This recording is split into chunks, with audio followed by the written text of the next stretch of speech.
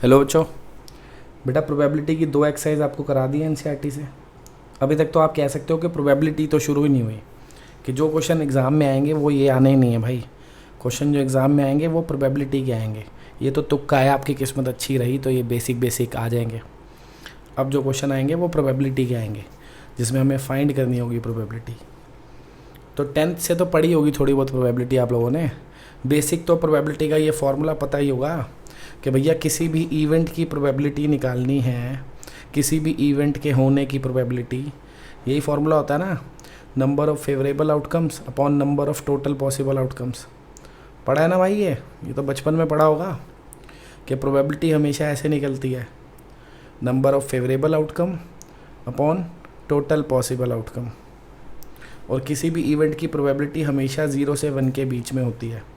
Probability कभी 0 से कम नहीं हो सकती, नेगेटिव तो हो ही नहीं सकते ना चांसेस, और 1 से ज़्यादा नहीं हो सकती, क्योंकि 1 से ज़्यादा तो तभी होगी ना जब फेवरेबल आउटकम टोटल आउटकम से ज़्यादा होंगे। ऐसा कैसे हो सकता है?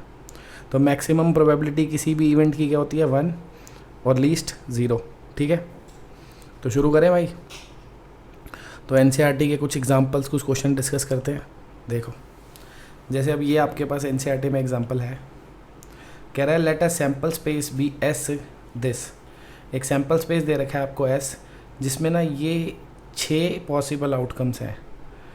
ठीक है, W1 W2 ओमेगा है। वैसे ये सिंबल जो है ओमेगा होता है, कॉम्प्लेक्स नंबर चैप्टर में हुआ करता था पहले, अब कट चुका है। Omega cube root of unity होता है। चलो छोड़ो, अभी यहाँ कोई काम नहीं है, आप इसको बस एक सिंबल समझो, W जैसा ही है ना, W ही पढ़ लेते हैं चलो, ताकि आपको ईजी लगे। W1 W2 up to W6।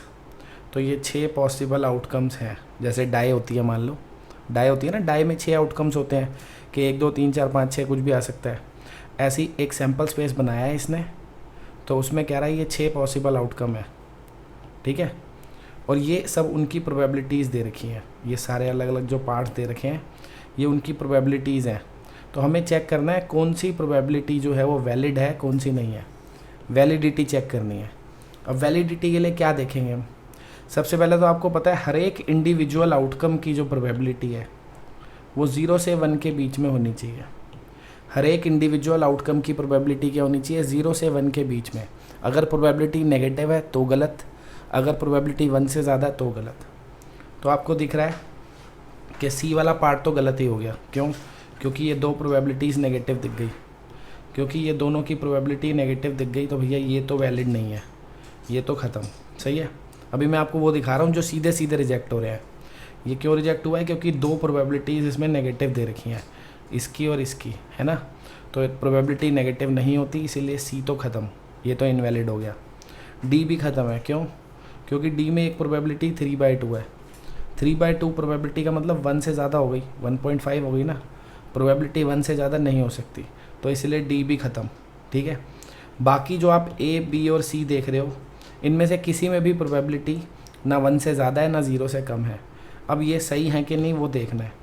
एक क्राइटेरिया और होता है बच्चों, सैम्पल स्पेस में जितने भी पॉइंट्स होते हैं, सैम्पल स्पेस में ये जो 6 पॉइंट्स हैं जितने भी होते हैं, अभी तो 6 हैं, उन सब की प्रोबेबिलिटीज़ का सम हमेशा 1 होगा बच्चों।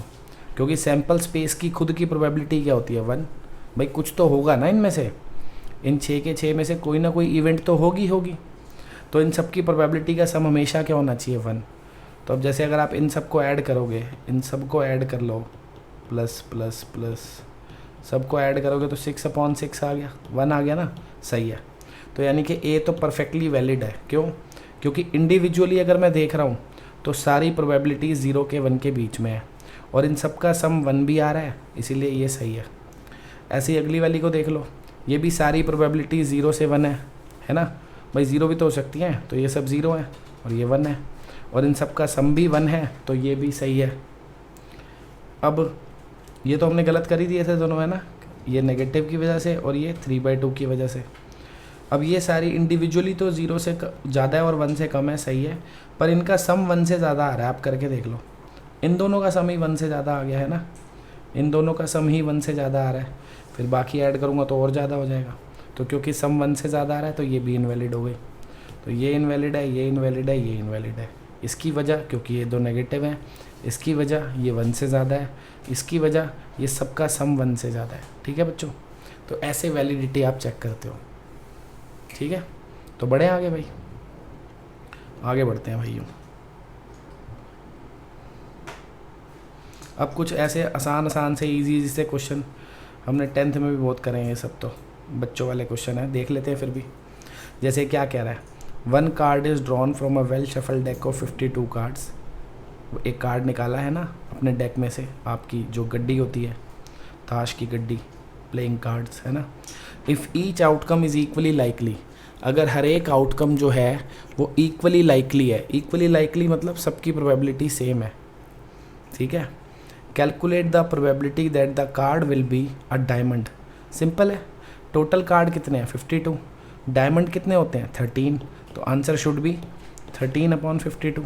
सही है ना भाई, फेवरेबल अपॉन टोटल ही तो होता है। फेवरेबल क्या है, जो हमें चाहिए क्या, डायमंड कितने होते हैं 13, टोटल कार्ड कितने हैं 52, तो 13/52 हो गया। ये देखो यही है। अगला क्या कह रहा है, नॉट एन एस, एस ना हो। टोटल आपको पता है 52 कार्ड्स होते हैं, जिसमें से 4 एस होते हैं, बाकी 48 अदर्स होते हैं। 4 एस होते हैं, बाकी जो होते हैं वो अदर्स हैं, नॉन एस कह सकते हो आप, नॉन एसेस, एस के अलावा जो कार्ड्स होते हैं। तो आप चाहते हो एस नहीं हो, यानी आपको इन 48 में से चाहिए, तो फेवरेबल क्या हो गए 48, टोटल क्या हो गए 52, तो आंसर शुड बी 48/52। सही है, इसको काट लेंगे 12/13। ईजी ना। एक तरीका और था इसको करने का, कह रहा है नॉट एन एस, पहले एस होने की प्रोबेबिलिटी निकाल लो। एस कितने होते हैं 4/52, काट लो बेशक 1/13। तो ये 1/13 किस चीज़ की प्रोबेबिलिटी आई है, एस होने की। अब हमें चाहिए एस नहीं हो, तो इसको 1 में से माइनस कर दो, 1 - 1/13 कितना आ जाएगा 12/13। ये भी एक तरीका है। ये सब तो आपने 10th में पढ़ा ही हुआ है, ईजी है ना। आगे क्या कह रहा है, अब ब्लैक कार्ड, एक ब्लैक कार्ड हो, डेक में ब्लैक कार्ड्स कितने होते हैं भाई 26, टोटल कितने होते हैं 52, आंसर क्या आ जाएगा 1/2, easy. Not a diamond, diamond होने की अभी हमने फर्स्ट पार्ट में निकाली थी 1/4, तो डायमंड ना होने की क्या हो जाएगी 1 - 1/4, कितनी हो गई 3/4। पता है ना, किसी भी इवेंट के होने प्लस ना होने का सम इज़ ऑलवेज 1, दोनों की प्रोबेबिलिटी का सम क्या होता है 1, ठीक है। तो एक पता हो तो दूसरी 1 में से माइनस करके निकाल सकते हो।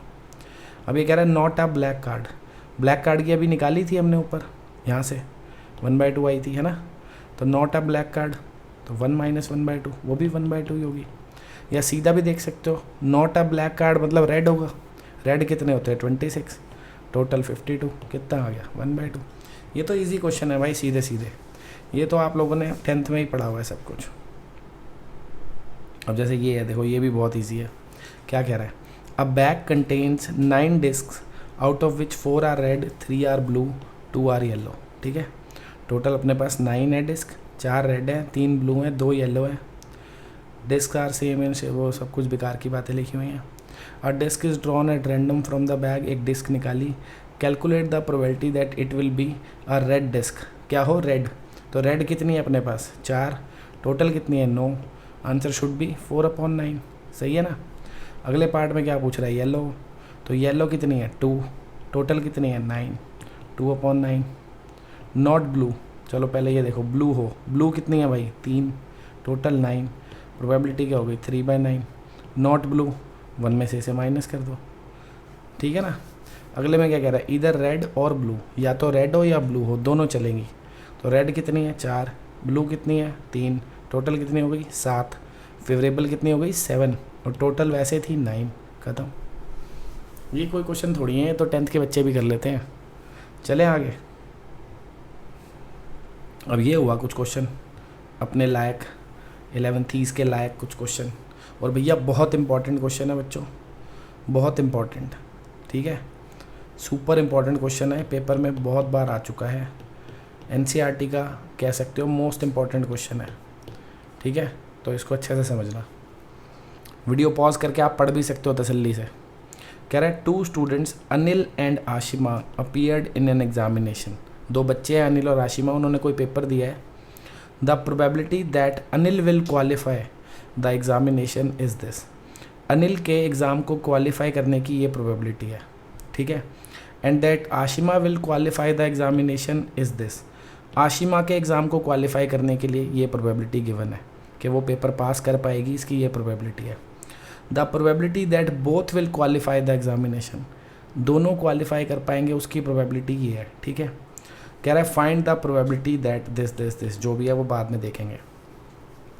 सबसे पहले देखो लिखने का तरीका क्या है, देखो कितना बढ़िया लिखा हुआ है, इसीलिए मैंने ये आज NCERT इसमें उठा ली ताकि आपको बता दूँ लिखना भी कैसे है। देखो अनिल और आशिमा 2 बच्चे हैं, ठीक है। हम बात कर रहे हैं उनके एग्जामिनेशन को क्वालिफाई करने की, है ना। तो यहाँ पे इन्होंने 2 इवेंट एज्यूम करी है, एक ई इवेंट ली है, एक एफ ली है। ई क्या दिखा रही है कि Anil qualifies the exam, F event क्या दिखा रही है, आशिमा क्वालिफाइज द एग्ज़ाम। देखो ये लिखा है, let E and F denote the events that Anil and Ashima will qualify the examination respectively. आप ऐसे अलग अलग लिख सकते हो, देखो ये तो बिल्कुल बुकिश लैंग्वेज होगी, आप तरीके से अच्छे से ऐसे लिख सकते हो। एक ई इवेंट ले लेना, एक एफ, यहाँ पे लिख दिया Anil qualifies the exam, Anil qualifies, ठीक है, और नीचे आशिमा, ठीक है जी। अनिल के क्वालिफाई करने की इवेंट को हम ई बोल रहे हैं, मतलब अब जहाँ भी हम ई लिखेंगे तो हम ये बोल रहे हैं कि अनिल क्वालिफाई कर रहा है, और जहाँ एफ़ लिखेंगे तो क्या समझेंगे कि आशिमा क्वालिफाई कर रही है, ठीक है।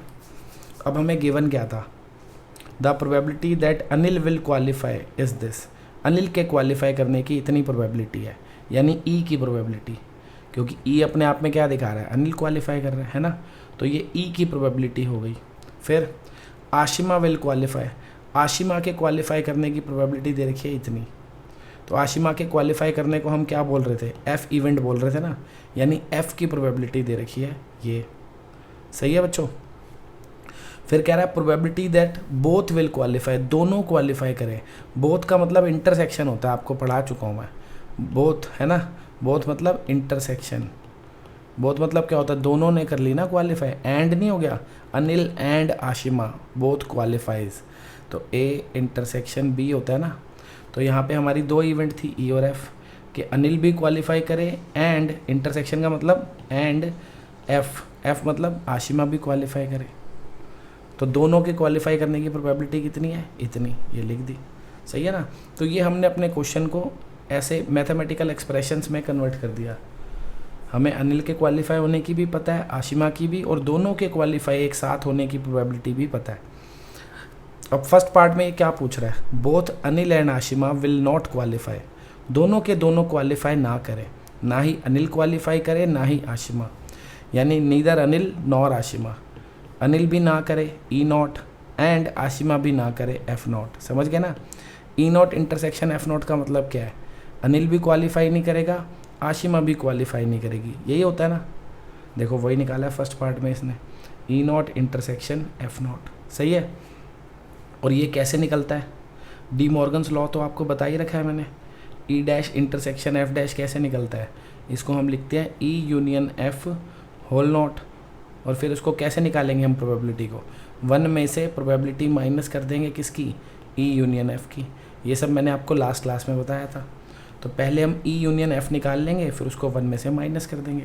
देखो वही किया होगा इसने, पहले क्या किया, ई यूनियन एफ निकाल लिया, P E plus P F minus P E intersection F, ये फॉर्मूला आपको पता ही है। सारी वैल्यूज़ पुट करी तो ये हमारे यूनियन की वैल्यू आ गई इतनी। अब हमें ये निकालना था E dash intersection F dash, कैसे निकालेंगे, E union F whole dash हो जाएगा बाय डी मॉर्गन्स लॉ, और ई यूनियन एफ का कॉम्प्लीमेंट निकालना है तो क्या करते हैं, 1 में से ई यूनियन एफ की प्रोबेबिलिटी को माइनस कर दो, जो कि ये थी, आ गया ये, सही है, इजी है ना भाई। सब सेट्स का खेल है भाई, जिसको सेट्स आता है वो कुछ ना कुछ कर ही लेगा। अगला कह रहा है at least 1 of them will not qualify, कम से कम एक बंदा तो क्वालिफाई ना करे, कम से कम एक बंदा तो क्वालिफाई ना करे, मतलब ये क्या कह रहा है, पहले इस बात को समझो। कम से कम एक क्वालिफाई ना करे, मतलब ये कहना चाह रहा है ऐसा ना हो कि दोनों क्वालिफाई कर जाएं, कम से कम एक तो फेल हो, या तो ए फेल हो या तो बी फेल हो या दोनों फेल हो, ऐसा नहीं होना चाहिए कि दोनों पास कर जाएं। तो एक तरीके से ये कह रहा है कि भैया बोथ विल क्वालिफाई, ऐसा ना हो, है ना, तो दोनों क्वालिफाई कर दें, ऐसा नहीं होना चाहिए। और दोनों के क्वालिफाई करने की प्रोबेबिलिटी कितनी है, इतनी, 0.02 दे रखी है ना, बोथ विल क्वालिफाई इतनी। तो अगर मैं इसको 1 में से माइनस कर दूंगा तो मेरे पास जो प्रोबेबिलिटी आएगी 0.98, ये किस चीज़ की प्रोबेबिलिटी होगी कि दोनों क्वालिफाई नहीं कर रहे, दोनों क्वालिफाई नहीं कर रहे, मतलब दोनों इकट्ठे क्वालिफाई नहीं कर रहे, ये उस चीज़ की प्रोबेबिलिटी है। यानी हो सकता है ए ने करा हो, बी ने ना कराओ क्वालिफाई, या फिर ए ने ना कराओ, बी ने कराओ, या दोनों ने ही ना कराओ। समझ रहे हो बात, नहीं समझ रहे? क्या कह रहा था? At least one of them will not qualify. और तरीके से समझाता हूँ आपको। नॉट क्वालिफाई की बात हो रही है ना, आप फेल कह सकते हो इसको। नॉट क्वालिफाई मतलब फेल, मतलब at least one of them fails, कम से कम एक बंदा फेल हो। तो फेल होने को मैं ई डैश बोलूँगा ना, जब आप उसके पास होने को ई कह रहे हो तो फेल होने को ई डैश बोलोगे। तो ई डैश मतलब ये फेल, यूनियन एफ डैश मतलब ये फेल। इसको क्या पढ़ोगे आप? At least one of them fails, at least one of them fails. क्या बी इनडायरेक्टली वही नहीं कह रहा? कह रहा है at least one of them will not qualify, मतलब at least one of them fails, यही है ना at least one of them fails. और ये कैसे निकलेगा भाई? डी मॉर्गन्स लॉ से। इसको लिखेंगे डी मॉर्गन्स लॉ से, E intersection F whole not, ये लिखेंगे। और इसका नॉट कैसे निकालेंगे? जिसका भी नॉट निकालना होता है 1 में से उसकी प्रोबेबिलिटी माइनस कर दो, तो 1 minus P E intersection F. और पी ई इंटरसेक्शन एफ कितना है हमारे पास? 0.02। तो रिजल्ट क्या आ गया? 0.98। सही है। अब देखो इसने भी ऐसे ही करा है, कह रहा है at least one of them will not qualify का मतलब क्या है कि 1 में से माइनस कर दो, बोथ विल क्वालिफाई। वो वाला केस हटा दो जब दोनों क्वालिफाई कर रहे हैं। देखो एक और तरीके से आपको समझा सकता हूँ। देखो बच्चों, ये जो क्वेश्चन है इसमें 3 बातें हो सकती हैं कि भैया ई और एफ दोनों क्वालिफाई कर जाए, अनिल और आशिमा, या हो सकता है अनिल कर जाए, आशिमा नहीं करे क्वालिफाई, मतलब एक करे एक ना करे, है ना, या दोनों ही ना करे। देखो ये 4 पॉसिबल सिनेरियो है, इस बात को अच्छे से समझना भाई, वो आपको और बेटर समझ में आएगा। देखो 2 बच्चों ने पेपर दिया है, ये हो सकता है दोनों पास हो जाए। ई का मतलब था अनिल पास हो जाए, एफ का मतलब आशिमा पास हो जाए, तो हो सकता था दोनों पास हो जाए। या अनिल पास नहीं हो, आशिमा पास हो जाए। कॉम्प्लीमेंट का मतलब ना हो ना, तो अनिल पास नहीं हो, आशिमा पास हो जाए। या अनिल पास हो जाए, आशिमा पास ना हो, या दोनों ही फेल हो जाए। इन चारों के अलावा क्या कोई सिनेरियो पॉसिबल है? नहीं, इनके अलावा कुछ हो ही नहीं सकता। तो जब ये सारे पॉसिबल लिख दिए तो सारी पॉसिबिलिटीज़ का सम क्या होता है बच्चों? 1 होता है। सारी पॉसिबिलिटीज़ का सम क्या होता है? 1। मैं क्या चाहता हूँ, कम से कम एक बंदा तो क्वालिफाई ना करे। क्वेश्चन क्या था दोबारा पढ़ो। देखो आपको मैं 2-3 तरीके से समझा रहा हूँ, जैसे अच्छा लगे वैसे समझ लेना। क्या चाह रहा था? At least one of them will not qualify, कम से कम एक बंदा तो क्वालिफाई ना करे, है ना। वो चाहता है कम से कम एक बंदा क्वालिफाई ना करे, यानी कि ये भी उसको चलेगा, ये भी चलेगा, ये भी चलेगा, क्योंकि इन तीनों ही केसेस में कम से कम एक बंदा तो फेल हो रहा है, तो उसको इन तीनों का सम चाहिए, है ना। ये तीनों अपने आप में क्या दिखा रहे हैं कि कम से कम एक बंदा तो फेल हो रहा है, यही तो चाहिए। तो इन तीनों का सम किसके इक्वल हो गया बच्चों? इन तीनों का सम किसके इक्वल हो जाएगा कि भाई ये वाली एंटिटी उधर जाके माइनस हो जाएगी। तो यानी कि इन तीनों का जो सम है वो किसके इक्वल हो जाएगा? 1 minus P E intersection F, यानी 1 में से वो माइनस कर दो जब दोनों पास हो रहे हैं। वही तो करा है ये, 1 में से वो माइनस कर दो जब दोनों पास हो रहे हैं। अब मैंने आपको 2-3 तरीके से समझा दिया भाई, जैसे समझ में आ रहा हो समझ लो, ठीक है भाइयों। जैसे समझ में आ रहा हो समझ लो, और पीछे का कुछ लिखना हो जो मैंने एक्स्ट्रा लिखा है बुक में, तो वो आप वीडियो को रिवाइंड करके पीछे जाके लिख सकते हो। थर्ड पार्ट देखते हैं भाई। थर्ड पार्ट क्या कह रहा है? Only one of them will qualify, कोई एक ही बंदा करे क्वालिफाई, ऐसा ना हो कि दोनों कर जाए, कोई एक ही करे। कोई एक ही करे का मतलब क्या है? देखो ध्यान से सुनो। कोई एक ही करे मतलब ई करे तो एफ ना करे, और ई ना करे तो एफ कर जाए, यही मतलब है ना। इसमें क्या लिखा है? ई मतलब अनिल पास हो जाए, एफ नॉट मतलब आशिमा पास ना हो। ई नॉट मतलब अनिल पास ना हो, एफ मतलब आशिमा पास हो। यही तो वो चाह रहा है कि exactly one of them will qualify, कोई एक ही पास करे, ऐसा ना हो दोनों पास कर जाए, ऐसा भी ना हो दोनों फेल कर जाए। इन दोनों को चाह रहा है बस, वो एक पास करे और एक फेल हो। तो इन दोनों का सम निकालना है। अब ये आपको निकालना आता है, इसको बेटा ई माइनस एफ भी तो बोलते हैं। इसको क्या बोलते हैं हम? E minus F. और इसको निकालने का फॉर्मूला क्या होता है अपने पास? इसको निकालने का फॉर्मूला ये होता है मेरे हिसाब से तो भाई, कि इसको लिख दो P E minus P E intersection F, और इसके लिए लिख दो P F minus P E intersection F. होता है कि नहीं होता भाई? ये कैसे निकालते हैं? E intersection F not, A minus B कैसे निकालते हैं आपको पता तो है, ए में से क्या माइनस कर दो, ए इंटरसेक्शन बी, है ना। ए माइनस बी क्या होता है, ए इंटरसेक्शन बी डैश ही तो होता है कि ए हो लेकिन बी नहीं हो। तो जब भी ए इंटरसेक्शन बी डैश निकालना होता है तो क्या करते हैं, ए में से कॉमन माइनस करते हैं। ये सब सेट्स में पढ़ा हुआ है आपने, ए में से कॉमन माइनस करते हैं। जब भी एक हो रहा हो और एक ना हो रहा हो तो क्या करते हैं, जो हो रहा है उसमें से कॉमन माइनस करते हैं। तो ई हो रहा है, एफ नहीं हो रहा, तो ई में से कॉमन माइनस करेंगे। तो इससे हमारा क्या निकल गया, ये। फिर इधर क्या है, एफ हो रहा है, ई नहीं हो रहा, तो एफ में से कॉमन माइनस करेंगे, तो उससे ये निकल गया, ठीक है ना। इससे क्या निकल गया, ये। अब आपको सबकी वैल्यूज़ क्वेश्चन में दे रखी हैं, ई की भी दे रखी है, एफ की भी, और ई इंटरसेक्शन एफ की भी, देखो सब दे रखी है। पुट करो, क्वेश्चन ख़त्म। सही है भाइयों, इसने भी ऐसे ही करा होगा, वही करा। देखो ई इंटरसेक्शन एफ डैश, ई डैश इंटरसेक्शन एफ, ई इंटरसेक्शन एफ डैश को ये लिख दिया और ई डैश इंटरसेक्शन एफ को ये लिख दिया, सारी वैल्यूज़ डाल दी, क्वेश्चन ख़त्म। ठीक है भाई, हटा देता हूँ इसको अब यहाँ से, ज़रा बुक गंदी क्यों करनी है, बेकार में है कि नहीं। चले भाई आगे। तो भाइयों ये बहुत इंपॉर्टेंट क्वेश्चन है, समझ नहीं आया तो वीडियो को दोबारा देखो, खुद भी करके देखो, यहाँ से पढ़ के भी देखो, किसी तरीके से तो समझ आ ही जाएगा। बहुत इंपॉर्टेंट है, छोड़ना नहीं है, ठीक है ना। अगला देखते हैं भाई, अगले में बड़े काम की बात है। एक कह रहा है a committee of 2 persons is selected from 2 men and 2 women। 2 आदमी हैं और 2 औरतें हैं, उसमें से हमने 2 बंदे सेलेक्ट करने हैं। What is the probability that the committee will have no man, 1 man, 2 men। अब पहले मेरी बात सुनेंगे आप ध्यान से। आज तक जो बच्चों आपने प्रोबेबिलिटी पढ़ी है, कुछ भी मत पढ़ो भाई इसको, पहले मेरी बात को सुनो। आज तक आपने जो भी प्रोबेबिलिटी पढ़ी है, आप एक ही ऑब्जेक्ट सेलेक्ट करते थे। 10th तक सिर्फ एक ऑब्जेक्ट सेलेक्ट किया जाता था, तो सीधा आप फेवरेबल अपॉन टोटल कर देते थे, ख़त्म कहानी। फेवरेबल अपॉन टोटल और कहानी ख़त्म, सही है। लेकिन जब एक से ज़्यादा ऑब्जेक्ट सिलेक्ट किए जाएंगे, वहाँ हम कॉम्बिनेशन यूज़ करेंगे, क्योंकि आप पढ़ चुके हो ना कॉम्बिनेशन। कॉम्बिनेशन में क्या होता है, total number of ways to select, है ना, total number of ways to select some objects. तो जब भी एक से ज़्यादा ऑब्जेक्ट सेलेक्ट होंगे, वहाँ हम कॉम्बिनेशन यूज़ करेंगे।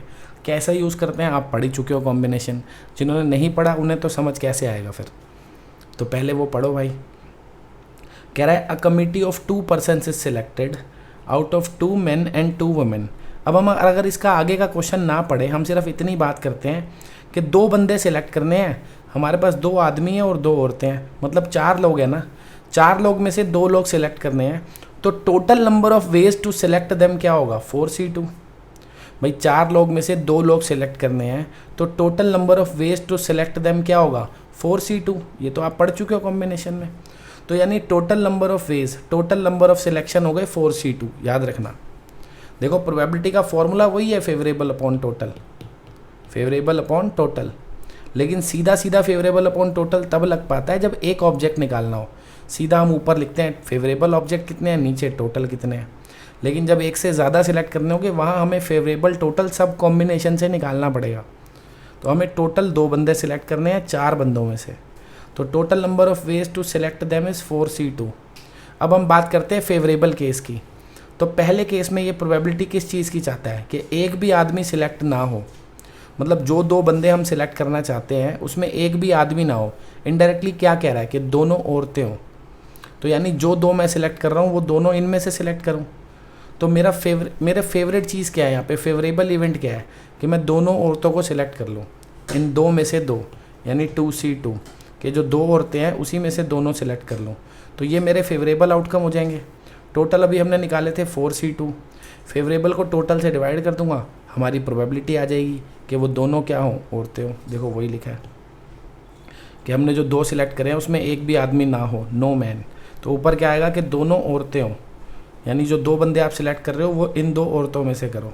नीचे टोटल आता है, तो टोटल वैसे तो हमने 2 बंदे कितने में से सिलेक्ट करे हैं, 4 में से।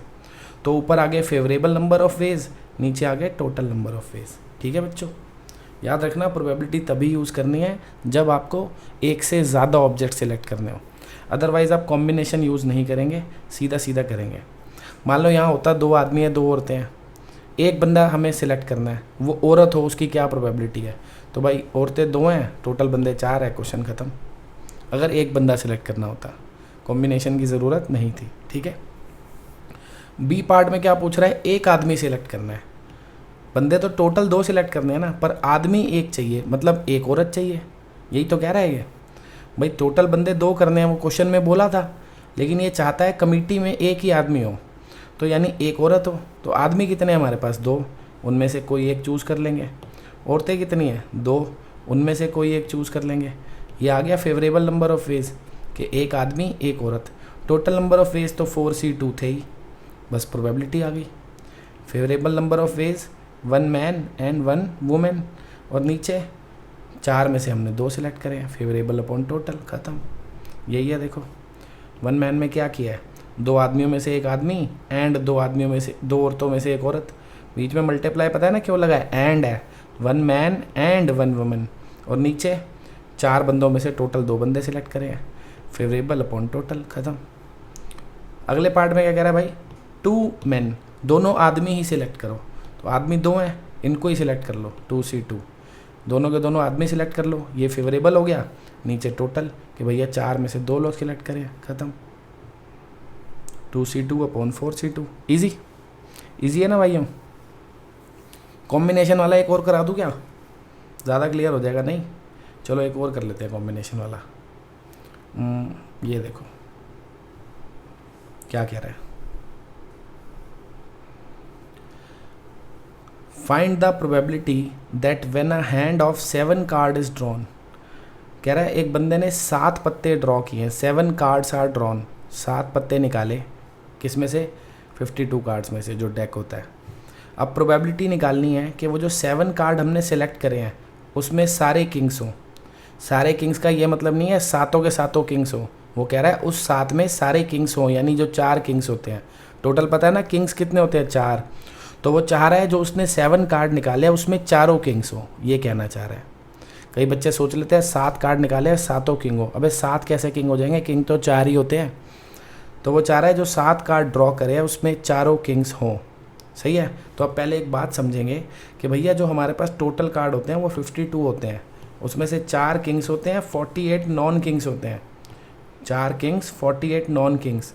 मैं चाहता हूँ चारों किंग्स हों, यानी इन चारों किंग्स को तो सिलेक्ट कर ही लो, फिर इस 48 में से 3 करने पड़ेंगे सिलेक्ट, तभी तो टोटल 7 होंगे। नहीं समझे भाई, टोटल कार्ड 52 थे, 4 किंग्स थे, 48 अदर्स थे। 4 क्या थे, किंग्स, 48 क्या थे, नॉन किंग्स, है ना, नॉन किंग्स। मैं चाहता हूँ 7 कार्ड सिलेक्ट करना, और मैं चाहता हूँ चारों किंग्स सिलेक्ट हो जाए। तो ये जो चारों किंग्स हैं इसको तो चारों को ही सिलेक्ट करना है, यानी 4C4, एंड इस 48 में से फिर मुझे कितने करने पड़ेंगे, 3, तभी तो टोटल 7 कार्ड सिलेक्ट होंगे।